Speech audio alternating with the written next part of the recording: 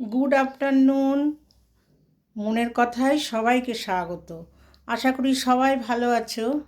শীত পড়েনি, কিন্তু মনে হচ্ছে না যে হাওয়াটা একটু উল্টো দিকে ঘুরছে, একটু চেঞ্জ হচ্ছে।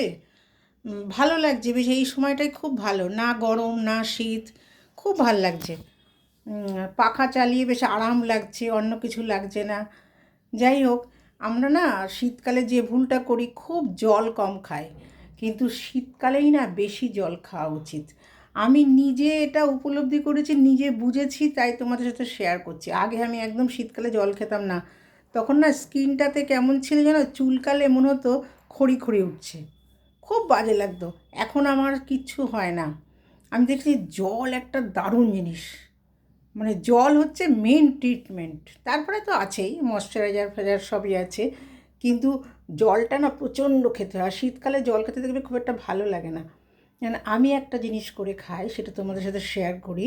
সেটা হচ্ছে জলটার মধ্যে না একটা বড় কাচের শিশি, প্রায় 2 লিটারের, তার মধ্যে না গোল গোল করে একটু শসা কেটে দিয়ে রাখি, একটু গাজর পিস পিস করে কেটে দিয়ে রাখলাম, একটু বিট কেটে দিয়ে রাখলাম।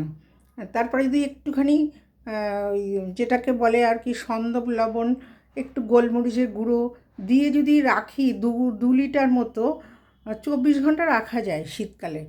ওই জলটা যদি অল্প অল্প অল্প অল্প করে খাই, জলটা খেতেও খুব সুন্দর। আর জল খাওয়ার যে উপকারিতা সেটা তো হচ্ছেই, সঙ্গে আরও উপকার হচ্ছে।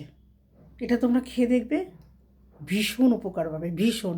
স্কিনের, তারপরে আমাদের শরীরে জলের জলের প্রয়োজনীয়তা, সব কিছু নিয়ে এত উপকার পাবে না, দেখবে আমাকে শেয়ার করবে তোমরা।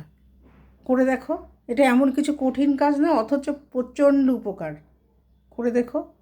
রাখছি, হ্যাঁ, আমি করি, মানে আমি খাই ওইভাবে জলটা শীতকালে। গরমকালে তো এমনি ঢকঢক করে জল খাই, শীতকালের জন্য এটা ভীষণ ভীষণ উপকারী। করে দেখো, হ্যাঁ। রাখছি। সবাই ভালো থেকো, সুস্থ থেকো। রাখলাম।